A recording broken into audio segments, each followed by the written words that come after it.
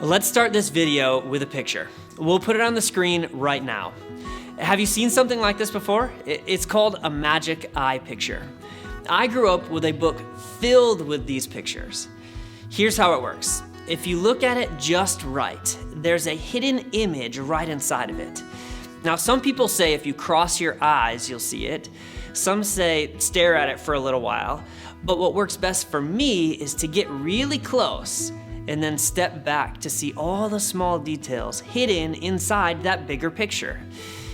If you want, you can pause this video and try to see what you can see right now. In the book of Daniel, we have some of the most memorable stories from the Bible. My personal favorite is the story of Shadrach, Meshach, and Abednego. This is one chapter in the Bible with a big picture of God's faithfulness. And you can see this faithfulness by stepping back to reveal some of the small details of what has happened. Here's a quick recap. Israel, they're in captivity, and a king named Nebuchadnezzar is ruling one of the biggest kingdoms in the world. Now, King Nebi, he knows he's a big deal. He really likes himself, and he loves when people listen to him. So he makes this 90-foot high gold statue and tells everyone to bow down and worship it. And as far as we know, everyone does, except 3 people, Shadrach, Meshach, and Abednego. These 3 guys, they don't worship statues or people or things. They worship one person, and that is God. And no one is going to change that. King Nebuchadnezzar, he was furious, like that kind of mad you get when you just can't think straight anymore. So he orders this furnace, one that could melt metal, to be heated as hot as possible. And then he has the 3 God followers tied up and thrown into that furnace. This, Nebuchadnezzar thought, this would teach all people to obey what he says. Except something happens. You see, those 3 Jews who followed God, they didn't burn up like everyone expected. In fact, they were saved by God, and they walked out of this flaming hot furnace. Now that's the whole story. But some of the best details in this story are the smallest ones. So let's step back together and check them out.